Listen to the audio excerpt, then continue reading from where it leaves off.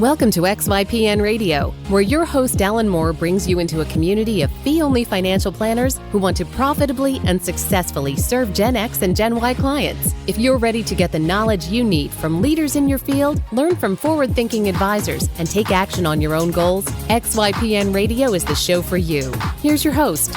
Hello, and welcome to this episode of XYPN Radio. I'm Maddie Roach, your host for today's podcast. Alan Moore is enjoying his sabbatical. I'm excited to have XYPN member Lorri DeFoor, financial planner at Sustain Financial, a fee-only firm in Olympia, Washington, on the show today. Lorri started her career as a teacher, and although she's loved being a teacher, she became restless just a few years ago. As she looked to identify a financial advisor to work with herself, she realized that she had transferable skills and a passion for helping people with their money. After spending about a year or so in the industry, working at an RIA, she ended up opening up her own firm earlier than some folks would have advised, but she doesn't regret it at all. Lorri's been able to remain a part-time teacher, enjoying it more than she ever has, while being able to bring her softer skills developed as a teacher, like listening and connecting, to the conversations that she has with her clients day in and day out.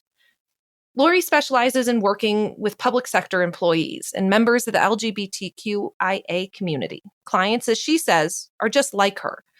Lorri attended FPA residency, powered by XYPN in 2018, and credits it as the most meaningful professional development opportunity she's ever experienced, and speaks highly of the confidence that it equipped her with.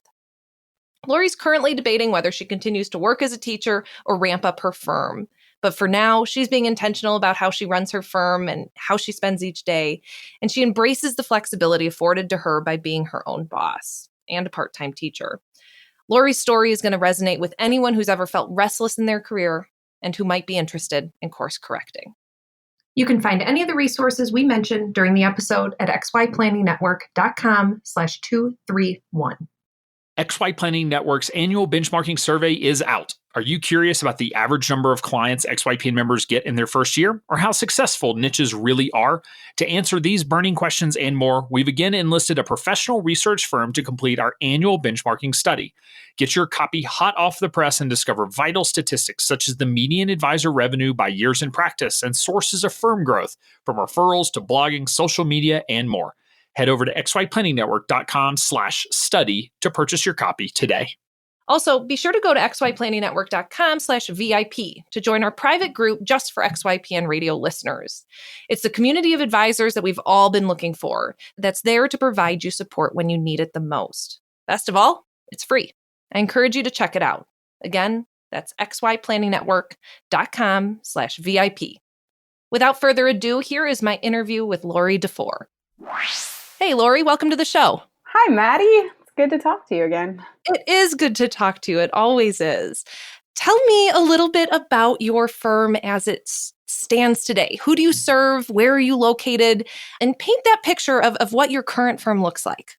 Okay, so I am located in Lacey, Washington, which is basically like a little suburb of Olympia, which is the capital of Washington, the state, not the capital of the country. I work out of my home. I would love to tell you that I do like a lot of virtual work. I don't have an office, but every client that I currently have is somebody that I have met with and work regularly with in person. And so that's a little bit interesting, not having an office. Because of where I am and what I do, my background is I was a full-time teacher for a long time. I actually still teach part-time. And because of that, and because I'm located in the capital of a state, I have tended to I've grown this piece of my business that very much serves like public sector employees, so state workers, teachers, things like that. And that tends to be the biggest group of financial planning clients that I have. I also have a pretty large percentage of my clients who are part of the LGBTQIA plus community. And again, that's kind of an organic niche for me because that's the community that I belong to as well.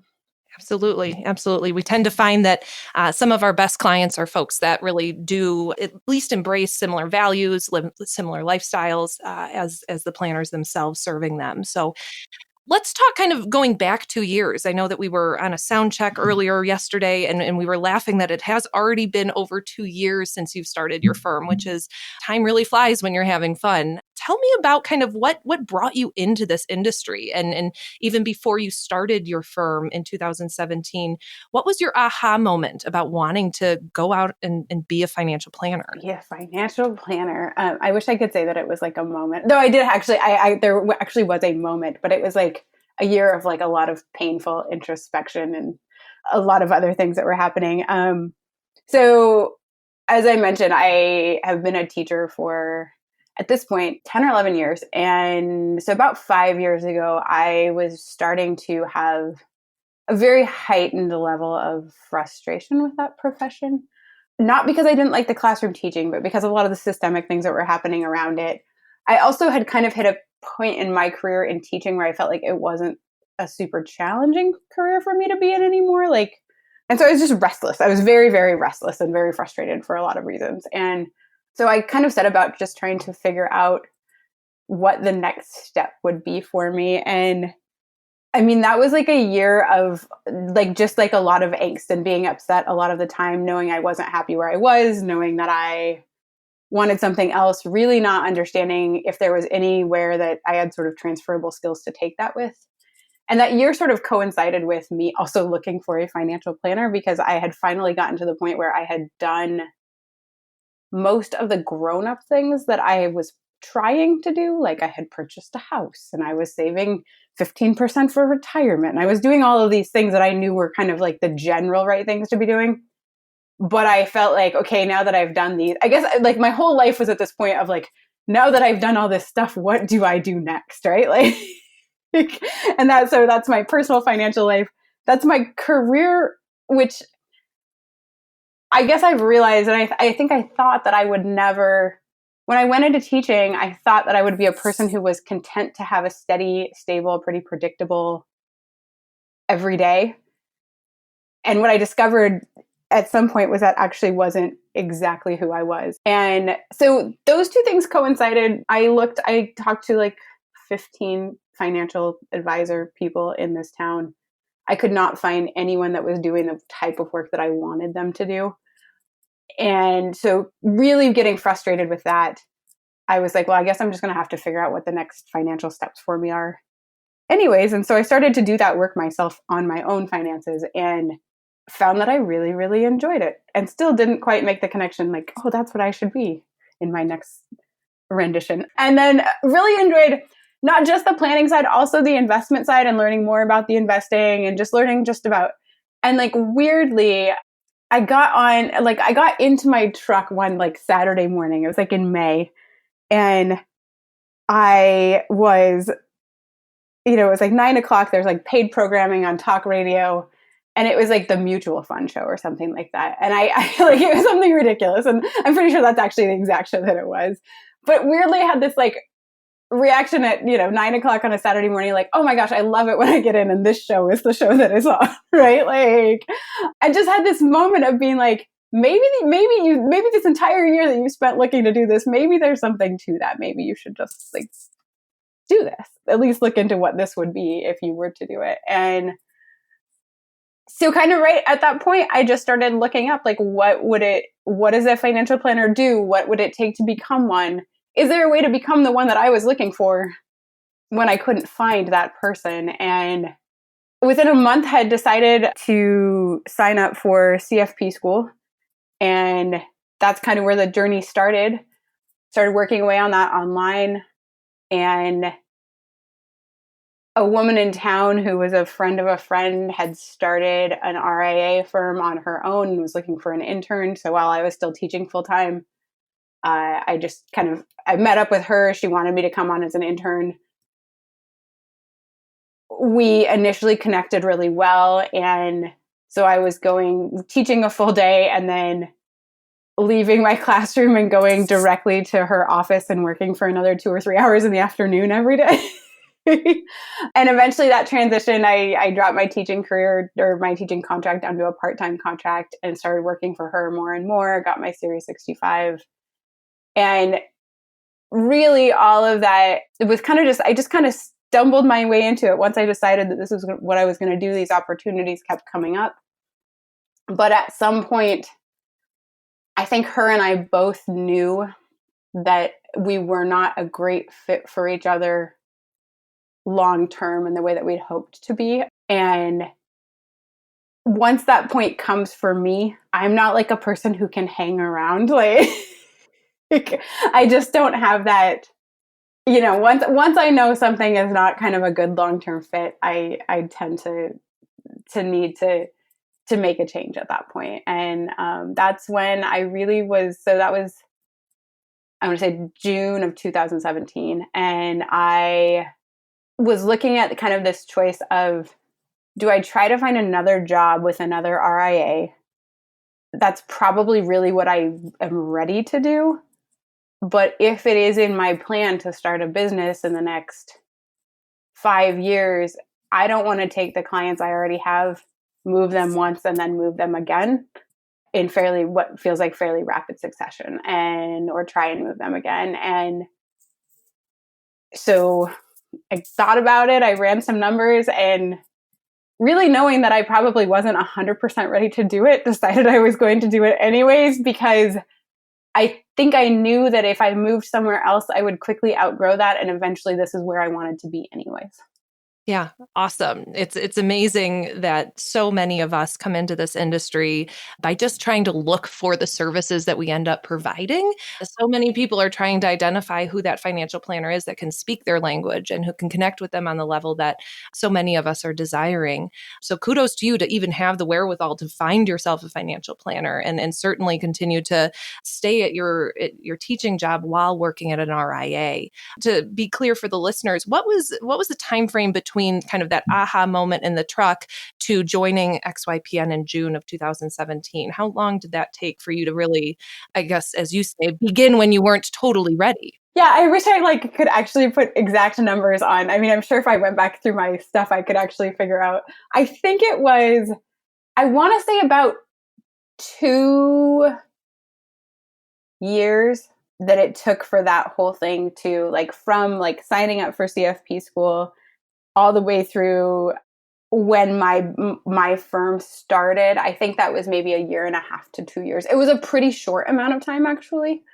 And like I said, it's funny. If I had known XYPN existed, I may never have gone down this path of trying to do my own financial planning, and may never have gotten here, right? Like, if I had found that financial planner through XYPN at that time, I probably, XYPN was a lot smaller then. It's grown so rapidly, but but it was a pretty quick turnaround and a pretty quick timeline. One thing about me is when I do decide I'm going to do something, I tend to be pretty motivated to put a lot into it once I have a sense of direction around something. And the CFP designation, as a career changer, you are currently a CFP. You're on the XYPN Find an Advisor profile page. You're holding yourself out as a CFP. What was that education like for you as a career changer? And do you find it to be a valuable addition to how you service your clients?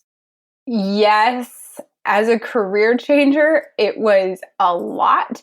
And it was also really important for me to have gone through, I think. And it actually, when I meet people who change careers into sort of that more traditional financial advising path, and they start giving advice to people, and the only thing that they've really gone through is some pretty heavy sales training, that makes my heart it really it makes me a little bit angry but hugely apprehensive for them more than anything, and apprehensive for the people that they're serving.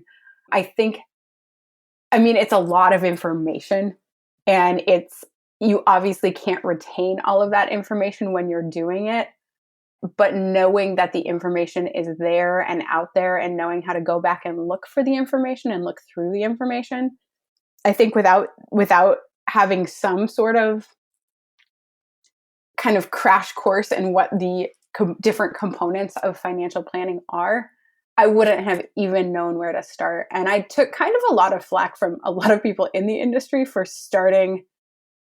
making the decision to do this and starting it that way. A lot of kind of raised eyebrows, some people who sort of laughed outright at that as a choice for me. And yet I am really, really glad that that's the way I went about doing it.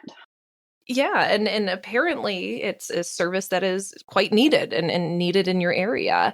Tell the listeners kind of how many folks you're working with on an ongoing basis. I know that you really have had some rapid growth over the past 2 years. And so speak a bit to that and how, despite kind of your lack of traditional industry experience, you've been able to have a really persuasive sales conversation with your potential clients. So I am the least persuasive salesperson in the world. That's that's not true. That's just how I picture myself. But I think that actually is not a true statement, because fairly recently I actually close most of the people who come across my desk or who sit in front of me actually become clients of mine. But I currently have 31 AUM clients, and then I have 6 subscription clients, and then 3 more that I'm pretty sure are just right on the edge of becoming subscription clients. And I'm actually hoping to add a total of at least 5 more before the end of this year. And a lot of that the growth was kind of slow and steady to start. I had about $1 million AUM that came over with me from my old company, which was a really, really nice thing. I mean, that's not that much, but the business paid for the business. After startup costs on a monthly basis, the business was paying for the business. And that's a really nice thing to have, right? And then I got another fairly large AUM client within 2 or 3 months, which allowed the business to actually start paying me a little bit. And I did take a year off of teaching the year that I started my business. And so that was also very nice for me. The subscription clients came much more slowly. And interestingly, though, that is now the part of my business that seems to be picking up a lot of momentum. I opened September 2017, and I did not get my first subscription client. And I actually got 3 right at the same time. I want to say right around May, June of 2018. So 8 or 9 months before I got anyone who was even remotely interested in doing that. And now that I spent a good year with those 3 clients, I didn't get any more during that year. And now they have become these amazing sources of referring people to me. And that's the sort of end of my business that seems to be really picking up right now. That's great. I want to go back to something you mentioned, because it's not every day I hear members say that most people sitting across from them at the desk become clients. That means that you are having really meaningful conversations with prospective clients, and it must mean that you're bringing in warm leads. Tell me a bit about kind of what you're doing to facilitate that. It sounds like you've got great client referrals, which we know is a real major point of new clients for some of our members in the early years. But how do you get these clients in the door that then are so willing and able to understand the services you're about to provide to them? So I think, like I said, because they're mostly coming off of referrals from clients who have done it before, they know a lot about what they're getting into, right? I also try to be, I have, which I think is really common for XYPN folks, I have all that information like on my website. So anyone who takes a moment to go through my website can really see what the various options are. I weirdly have I sort of was aware, like peripherally aware of this, but I have now had like a number of clients tell me this. I seem to have the ability to, I want to say, like, this is a weird thing to say, but like convert skeptical husbands. So I am part of a lot of women's business owner type networking groups. I work with a lot of really amazing women who are married and who want to do this and think that they are ready to do this. And almost across the board in the last like 3 or 4 months, every time they want me to meet with them and their husband, I can tell at the very beginning of the meeting that the husband is extremely skeptical of what's going on, right? Like, and I don't know. I mean, I've always gotten along really, really well with people of both genders, and been able to feel like I form connections really well with people. But it's amazing because I've heard on more than one occasion, and mostly because people talk about me behind my back, and then other people tell me what they say. They'll be talking about me, and they'll be like, "Yeah, what's amazing is like so-and-so was like really not interested. Like he was super skeptical of this. And then by the time the meeting was over and we left, he was the one who was like, we have to hire her. Like, and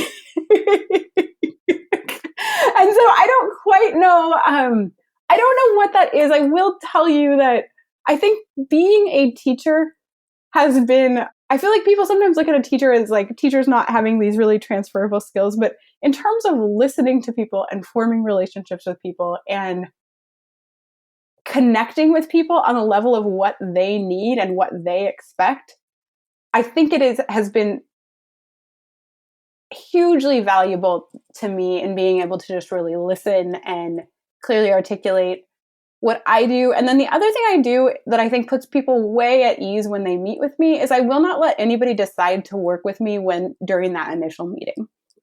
Like, even if they want to, I will say, you can email me in 15 minutes and tell me that you want to work with me. But I don't make decisions quickly. And I don't want to put anyone into a position of feeling like they got really excited about something, made a decision, and then they don't want to do it anymore, right? Like, and now they don't know how to tell me. I want people to take the time that they need to really make sure this is the thing that they want to do, and I am the person that they want to do it with. Absolutely. And what are any common objections you hear to folks that maybe don't decide to work with you? Like I said, recently that hasn't been too much of an issue, but I think the biggest one that comes up that I used to feel bad about and don't anymore has to do with the initial fee for it. And my initial fee is pretty low, actually, in comparison to a lot of people in XYPN. And that just, the conversation I tend to have is, well, if this is something you really want to do, like, then, take 6 months and save up that money to do this, and I'll still be here ready to work with you when the time comes. But so getting past that initial fee hurdle, but again, I don't see that as, the thing is, I guess when you say common objections, I'm like, yeah, I hear common objections, but like the truth is I don't try to talk anybody into working with me. If they have objections, like, then they can work them out. And if they want to come back and work with me, that's okay. I don't want to say, I see how, like, there's all sorts of sales trainings about overcoming objections. But the truth is, if somebody has too many objections, what I found pretty early on is that those clients are like a real pain to work with often. And I would rather work with the ones who are really excited about doing the work. Absolutely. Absolutely. And tell us about your fees. How do you structure them? I know you're in the state of Washington, which for a lot of our listeners are aware that the state of Washington has pushed back on the monthly retainer model. But Lorri, kind of paint us a picture of what your fee structure looks like so we have some perspective. So yeah, my fee is fairly similar, like initial onboarding fee. And then I do $100 a month for my subscription fee. The initial onboarding fee is, I think, like I said, it's also pretty low. It's $800 for single individuals and $1,000 for a couple. That being said, and I raise it a little bit every year, and I'm going to probably just keep doing that. But that being said, because many of the clients that I have are, say, part of the state retirement system, they have state benefits. There's not a whole lot of back end work for me to go in and research that. So I find that I've become pretty efficient in going through people's information. And so the state of Washington, for people who don't know, has really come back on particularly the monthly part of that fee and said, if you are going to charge people every month, there needs to be evidence that you are doing at least that much work for them every month. And so if my hourly fee is $200 an hour, and I am charging $100 a month, I have to show that in every month that I have charged $100, I need to do a half an hour's worth of work, which is sort of an insane way of thinking about this work, because anyone who does it knows that we generally don't work in half an hour increments, right? Like,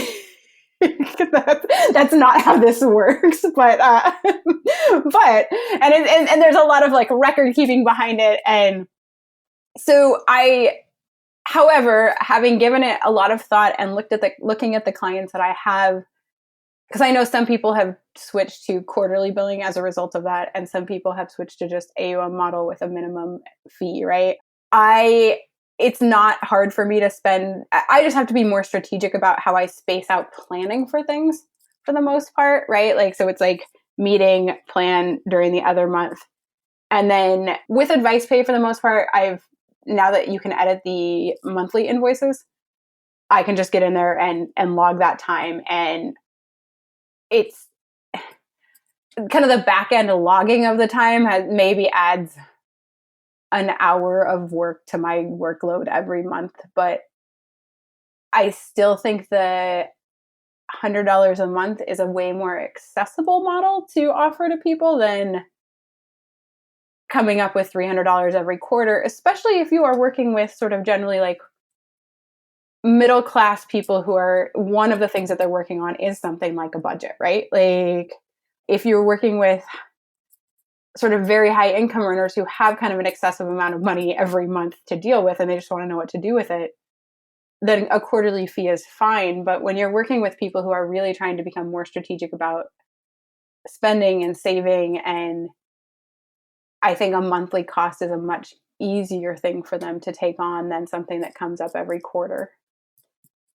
So yeah, so it is unquestionably, it's a little bit more work on my part to do it that way. I have found a way that I think works, and having gone back and forth with the regulators multiple times about this, I think it satisfies everything that they want from me. When I have my audit, I will see for sure. And I do think to a certain extent, you kind of have to get to that point around compliance, which is I am going to do everything that I can to make sure I am meeting what you are asking me to do. But I can't, once I have that in place, I can't sit around and stress too much about whether I'm doing it right or not. You will have to come in and tell me if I am not and what I need to change at that point. So yeah, absolutely. And I know the group of Washington state members that we have been fairly active with each other in terms of bouncing off ideas and how to work around it. XYPN has really ramped up its staffing in the compliance department to be sure that we can really support on-demand audit needs for any of our advisors who do end up becoming kind of entrenched in any regulatory issues with that. And that being said, the best of my knowledge, the state of Washington isn't shutting people down because of this. They're just bringing to light a valid issue about, is their services being provided for the monthly fee that's being collected. So we do hope that the state of Washington eventually really sees the value in the monthly retainer model. But up until then, it really is the hard work of you and the other Washington state advisors to continue to do great planning and doing it in a really fair and honest way. But I imagine that probably wasn't the easiest thing to stomach. No, I had my technical assistance visit in. What's funny is I had put all this work into. So when I first got my first 3 subscription clients, it coincided really nicely with I had gone to the FPA residency powered by XYPN. And it was right at the same time when I had just signed all those clients on, but hadn't actually started working with them yet. Right. So it was like this perfect thing to have thrown right in there. And having done it for 6 to 8 months, kind of coming into the end of last year, I was super excited about it and loving the work I was doing. And I hadn't had my technical assistance visit yet. So I didn't know it was like causing all these red flags. And so I, had the woman who built my website, I asked her to build me a whole separate page, like really trying to target getting people in there who were like government workers and really trying to like target growing this particular piece of my business. And then I had my technical assistant visit at the end of January, and it was like crushing, right? Like I was like, oh my gosh, I thought I was going to be able to build this. And I put all this effort and time and money into thinking about how this is what I want to build. And this is really important to me. And when you first get all that stuff back and there's all this pushback on this particular part of your business, and it's the part you actually feel like you're providing the most value into, right? Like that's the hardest thing to stomach about it is I'm like, those are the people that I feel like are actually like, they get more of my time. I feel like what I'm doing for them is so valuable. And I think they feel the same way, right? And so I just had this like sort of 2 or 3 month period after that where I was trying to deal with what they wanted me to change and, writing my response letter to them, and of feeling like I was going to have to abandon that completely, and just not wrapping my head around like how can I do this, and just was very frustrated and very sort of stuck at that time. And reaching out to a lot of other people, but what they, other people in the state, but what they were saying didn't really fit the headspace that I was in. It was actually Meg. I can't remember Meg's last name at this point. Bartelt. Yes. And listening to her and what she said, and I think she'd put at this point a lot more effort into fighting with the regulators than I had. Her business has been open longer than mine has. And certainly she has a different business that serves different clients. But what she said did really, to a certain extent, resonate with me when we had this meeting at one point, which is like, she's like, I can't, like, I physically and emotionally don't have like the energy to keep fighting this, right? Like, so and so I will support the people who want to do that, but I can't do it. I can't keep doing it. Like, for me right now, the most important thing is to figure out how to make my business work in this regulatory environment. And I was like, gosh, that I thank you for like saying that, because it kind of gave me permission to think about it the same way, and how her and I have chosen to deal with it is different. But it sort of gave me permission to be a little bit selfish around, like, I understand there's a larger fight that's going to be fought here, or maybe it will, or maybe it won't. I'm not the person right now to be the person who's doing that. Right now, I need to figure out how to if I want to do this, there has to be a way to make it work. And kind of once I got into that headspace around it, it was like, okay, this is how it's going to be, and this is how it's going to work. And I'm going to do everything that they are asking for, and then I'm going to sit with it and be okay with it. And if that's not enough, then they'll tell me next time they come around that that's not enough, right? Like, Yeah, absolutely. And you mentioned that you hadn't been audited yet, but you had a technical assistant visit. What goes into that, and who came to visit, and what did they cover, and how far along were you in the process of owning your firm at that point? So Washington State Department of Financial Institutions does what's called a technical assistant. So I think theoretically the idea is that they do them every after a business has been open about 18 months. So after your RIA has been open about 18 months, they come in, and the goal of them, and I actually really truly believe that this is the goal of them, and I tried to have this attitude in meeting with them, is that if you are doing things wrong, you can course correct pretty early on in the trajectory of your business, as opposed to waiting until you get a full audit and then having to change a lot of things at that point. And for that reason, it actually was really helpful, not just for the issue we've just been talking about, but for lots of little like back end managerial things, right? Like, and so there was a lot of really helpful information and things that made me adjust what I was doing on a compliance level in different places. Basically, they just sit there and they ask you a million questions about what you do and where you're storing things and how you're storing things, and do you have copies of this here, and it's just, and then at the end of the interview, they send you a letter based on your response. Well, they basically go over what they're going to say in their letter, and then they send you a letter based on your responses that says, here are the things we think you're not doing well enough, or not doing according to what our state law is, and you have 30 days to respond to it, to tell them how you've adjusted the language in your advisory client agreement, or what I mean? Like, there's just all sorts of little things that take about 2 seconds to go through and do, but there are quite a few of them. And based on every other advisor I've talked to, there are quite a few in everybody's letters when they first get them. So and so for that reason, it made me feel, at the end of the day, it's not like a full-blown audit where they're actually looking at your files, right? They're more asking you about your systems and stuff like that. But it did put me, I'm a real rule follower by nature, and I kind of am a person who stresses about compliance, and I have since I opened my firm. And it put me to a certain extent at ease of like, okay, I'm doing these things well, I'm not doing these, but now they're fixed.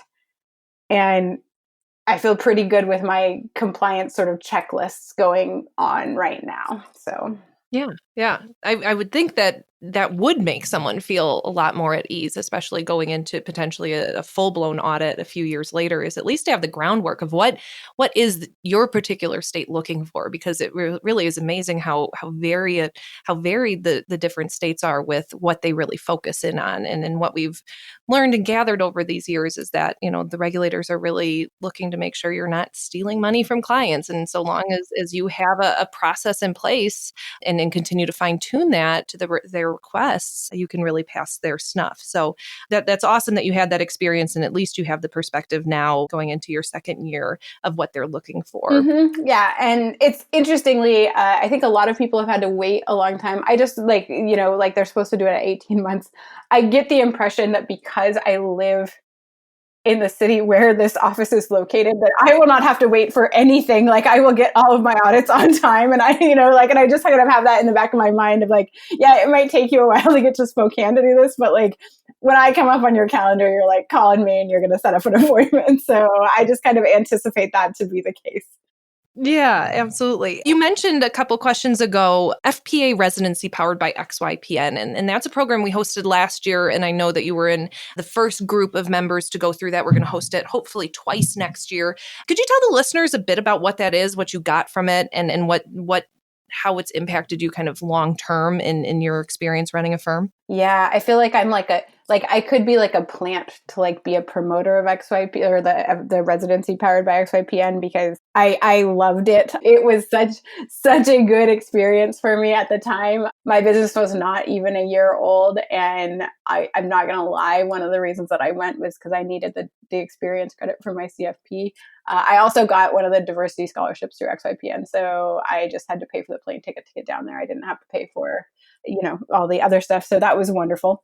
And I had a great experience. It's a really intensive program and not at all what I expected it to be. I don't think I even knew what I expected it to be, but it is really intense, and it's really, really focused on like, you're not there to learn how to like do the back end of financial planning, right? Like it's focused on the client facing side and how you interact and how the things that like the language that you use and the body language that you use. And I mean, it feels like, and it is also like a really, if you are not a person who can take and benefit from constructive criticism, it is not a program for you.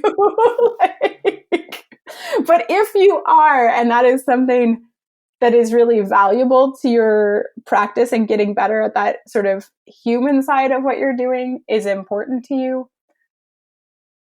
I think they're really, especially for young financial planners or, young in their career financial planners, there really is it was the most meaningful professional development I've done in any career, teaching or financial planning, right? In terms of what I walked away feeling so much better equipped to do. And I really can't hardly even describe it. I also will say I got this like super rock star group of people that I was paired with down there that I just like, they're people that I still talk to this day. And we just worked so well together. And yeah, they're all people who I think we were at pretty similar spaces in our careers and had pretty similar businesses and just like meshed super well. And working with them and working through that intensive process with them was like a real, like it was like a total joy, like despite staying up till like midnight, working every night, like it was still great to do it. So That's awesome. And for the listeners who are unfamiliar with the concept, the FPA residency program gives 3 months of CFP work experience for any folks that go through it. And it's my understanding that calculators aren't allowed, computers aren't allowed. A lot of this is Lorri, you mentioned, is kind of the softer skill set of being a financial planner. And and actually calculators are allowed. You can use your like old school like calculator, but you can't use like your simulation type programs, right? Like, and the truth is you don't have, and if you have to detach from this a little bit, but also if you do a crappy job on the financial planning side, you'll get yelled at. So I mean, like, not to be like really harsh, but it's like, you have to like put reasonable financial recommendations up there or they'll be like, like, I hope you have good E&O insurance. Like, that's a horrible recommendation. I'm pretty sure that I actually heard one of the inventors say that at one point. So yeah, so you have to be like sound in your technicals, right? But there's not enough time, especially when you get to the end of it, to really do the deep level of number crunching that many of us do behind the scenes, right? Like, there just simply is not enough time. So you have to kind of be in this space of good enough and really focus on, okay, how am I going to create and present this in a way that the client resonates with, that makes the client feel heard, that actually addresses what their, hopes, dreams, concerns, et cetera are. So there's, like I said, there's nothing like it. It's totally worth going through. It will stretch you, and it will, not only are you receiving criticism, you are generally receiving it in front of an entire group of people. Like, all of the people who are part of this, right, are watching you,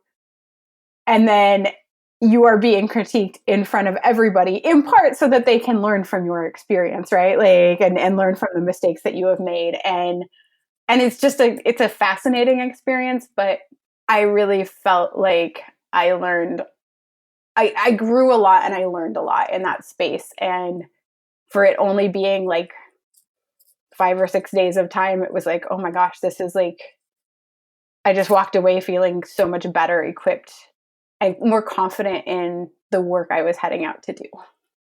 Oh, that's so great to hear. And I know that it's not limited to folks without the CFP. And in fact, advisors who have CFPs can even attend and just get a refresher. So, Lorri, kind of looking forward as you go into now your third year, you've just completed your full second year in business. Where do you see your firm going? You're reaching, about 35-ish clients, maybe even more at this point. What's your capacity going to be like? I am like in such this mental headspace around trying to figure that out right now.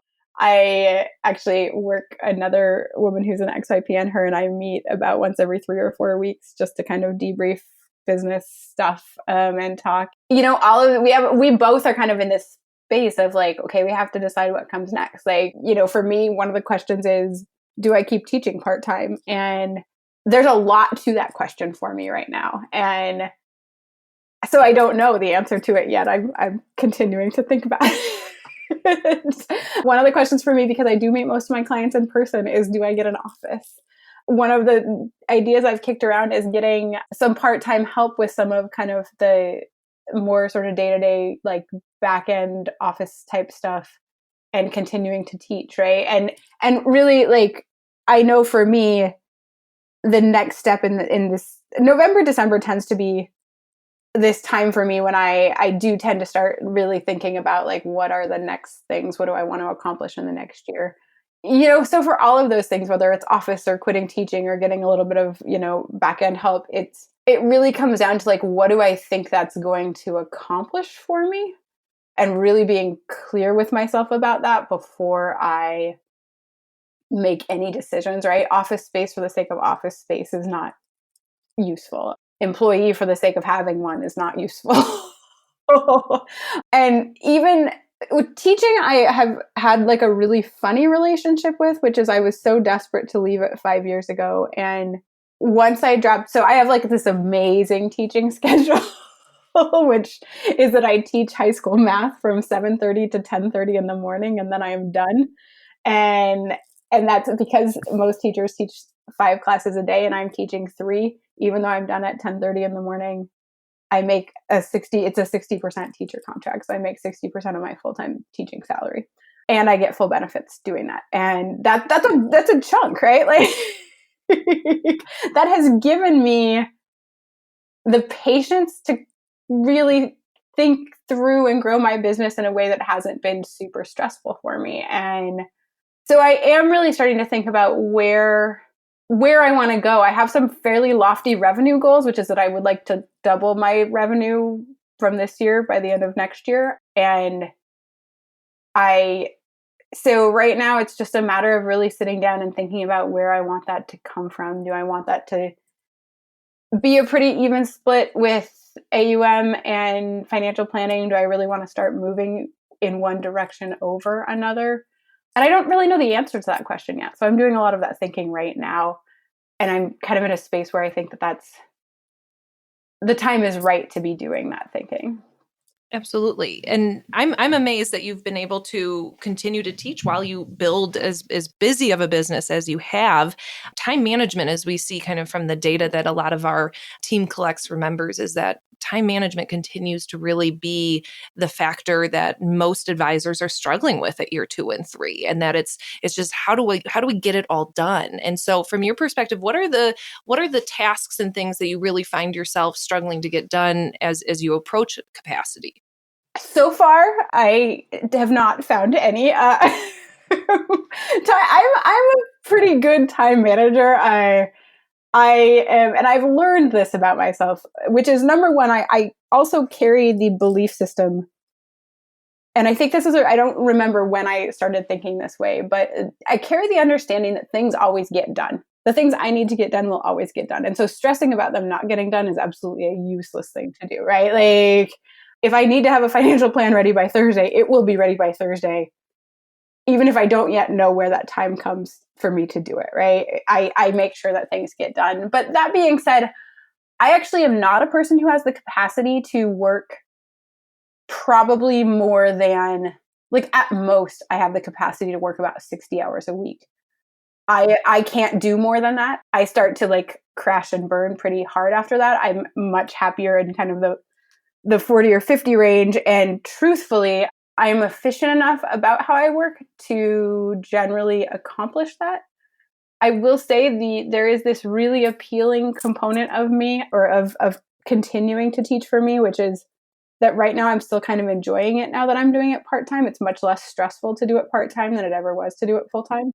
And I am enjoying the interactions that I'm having with my students. I don't have to go to any of the meetings or any of the like awful stuff that wears teachers out really fast. I just get to show up, teach the kids I like to teach, and then walk away.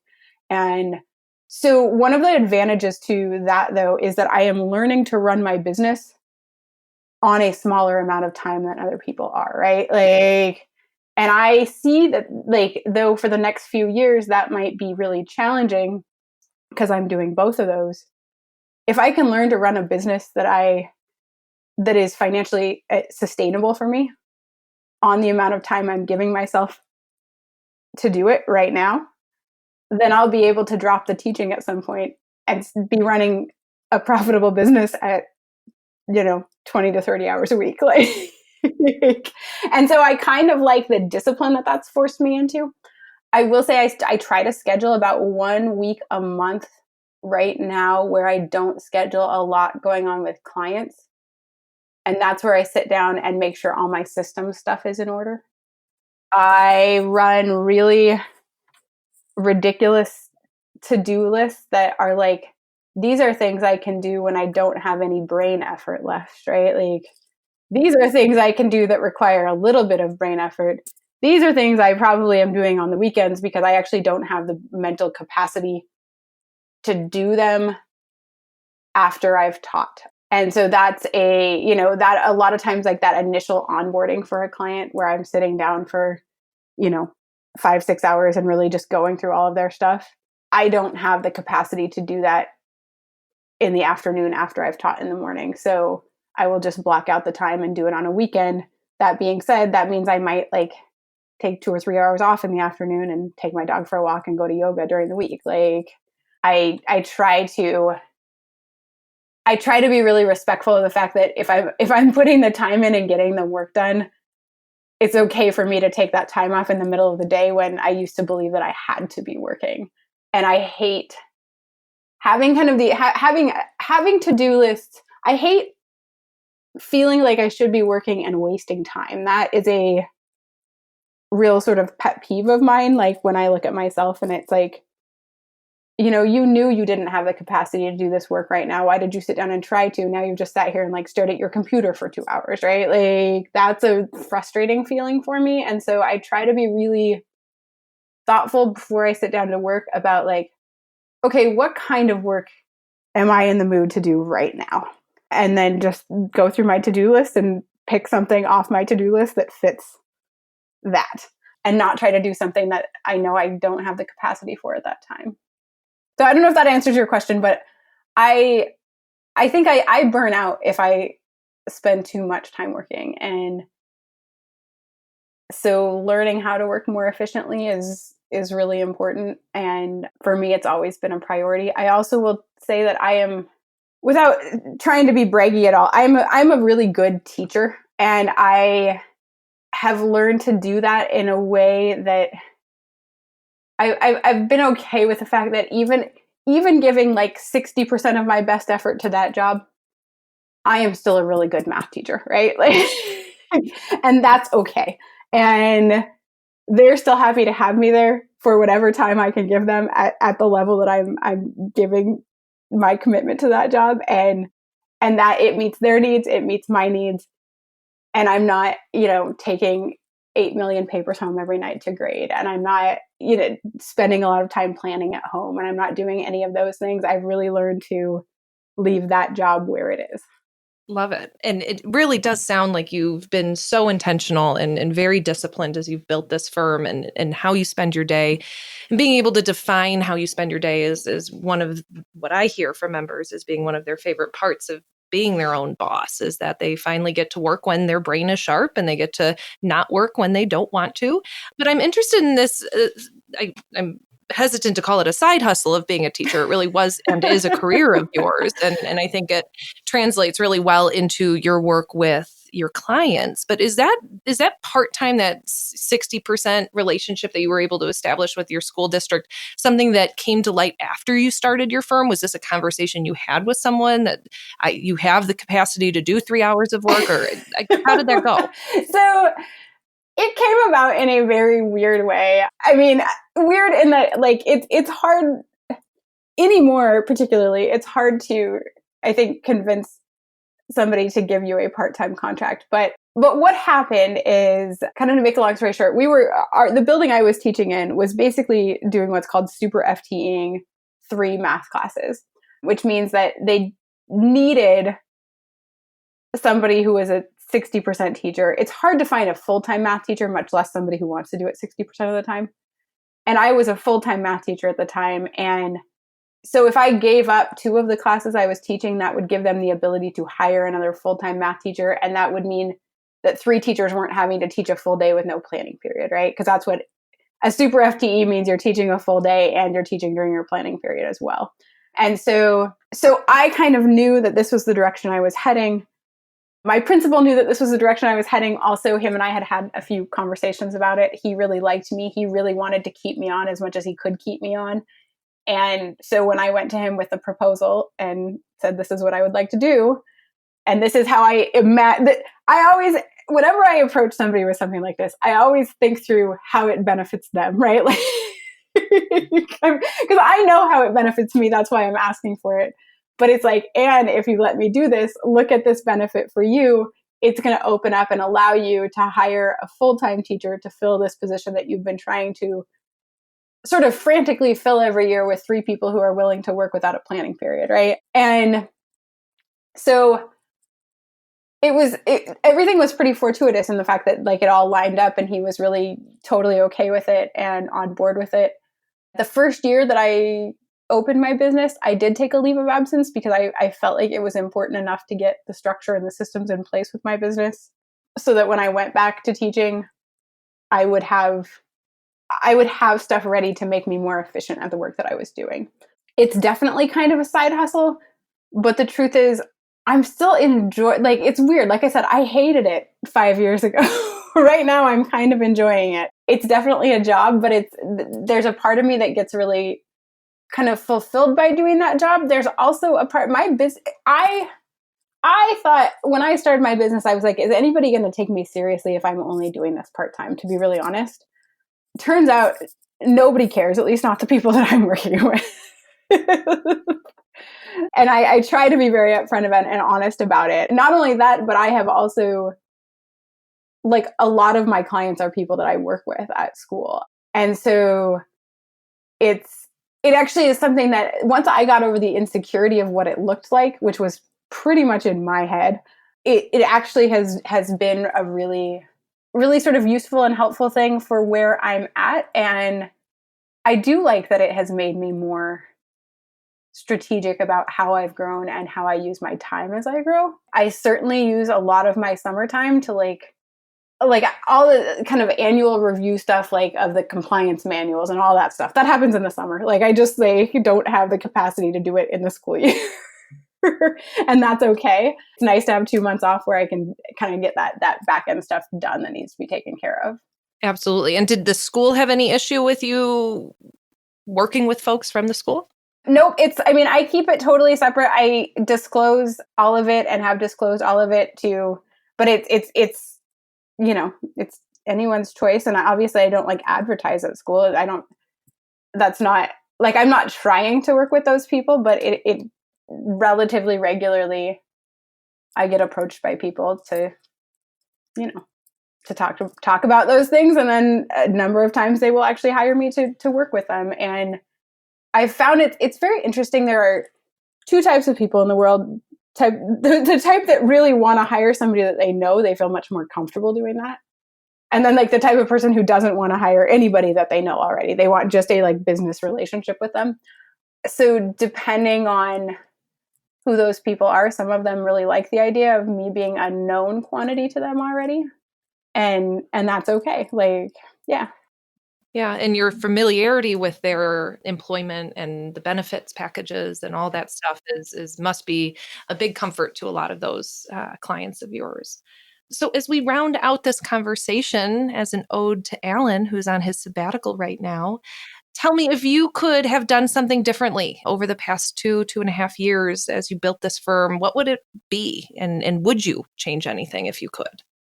Yes. I'm not really a person who like has regrets, so this isn't really a regret, but it's definitely informing me as I go forward. I think when I first started my business, I, to a certain extent, felt like just, I don't want to say desperate about getting new clients, but like I really needed to. And so I feel like I spun my wheels a lot, like doing things that weren't super productive or that I didn't like very much, like trying to do everything.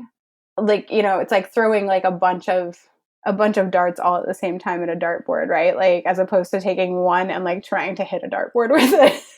Right? Like, but if you throw a bunch of things all at the same time out and hope that something sticks, it was kind of a giant waste of time, right? Like, and it never really brought me the clients that I was trying to get, and so I think that's the thing. I would try to have more, I would say more patience and maybe a little bit more faith in the fact that this was, if I did this and I did it well, that it would really, and I did have somebody say that to me kind of, I want to say maybe about like 8 months in, a woman that I was talking to, and she was like, and I was actually talking about whether or not I wanted to go back to teaching to the part-time contract. And she made like, she's like, so right now, she said, it feels like you feel a little bit like scattered and frantic about your business because you're worried about how your business is going to pay your bills, right? Like, and part of the trade-off on me not quite being ready to start my own business was that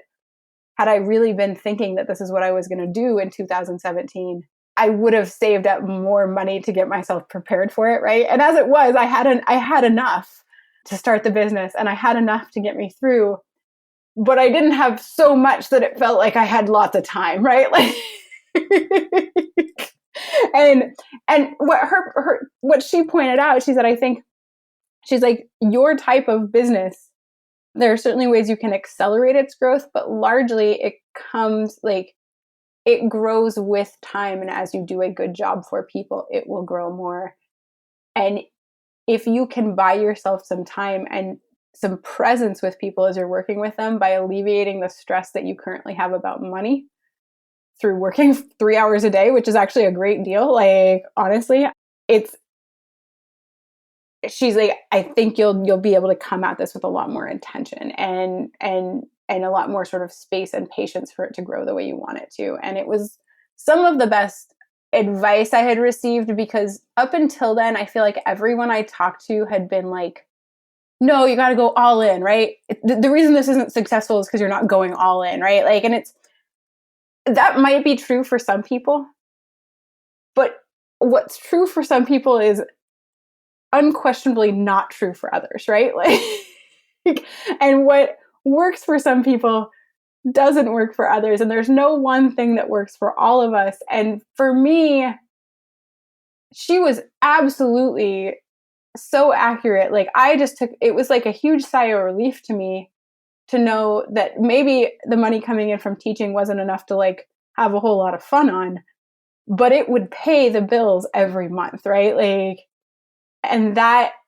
it took all that mental energy that was going to thinking about that and freed it all up to think about the good stuff, right? Like the stuff about how you really want to grow your business. And you could put that mental energy into doing a better job for the clients that you have. And so for me, that actually worked really well. I get that it doesn't work. Like, some people really need to go all in. Some people need to like go for broke before they can really even get motivated to do anything. That's not me, right? Like, I don't work well on the edge of desperation. That's not the best Lorri that you're going to see in this world. So. Well, that's great advice, Lorri. Yeah. Your whole story is quite inspiring. It's been a total honor to spend the past hour or so with you talking through the highs of your experience. Thank you so much for being on XYPN Radio. I can't wait to continue the conversation with you in person at our next conference. Thank you, everyone. I appreciate your time. XY Planning Network's annual benchmarking survey is out. Are you curious about the average number of clients XYPN members get in their first year, or how successful niches really are? To answer these burning questions and more, we've again enlisted a professional research firm to complete our annual benchmarking study. Get your copy hot off the press and discover vital statistics such as the median advisor revenue by years in practice and sources of firm growth, from referrals to blogging, social media, and more. Head over to xyplanningnetwork.com/study to purchase your copy today. Be sure to join our VIP community at xyplanningnetwork.com/VIP to hang out with other XYPN radio listeners, ask questions for future mailbag episodes with Alan and Kitsis, to discuss topics discussed on the podcast, and to finally find a community of like-minded financial advisors. Thanks so much for joining me today. We'll see you next time. You're not alone, and you're not crazy. It's scary starting, building, and growing your own financial planning firm. And that's why we put together a free private community just for you, the Cutting Edge Financial Planner. Go to xyplanningnetwork.com/VIP or text XYPN Radio to 33344 and join a network of thousands ready to change the lives of Gen X and Gen Y clients.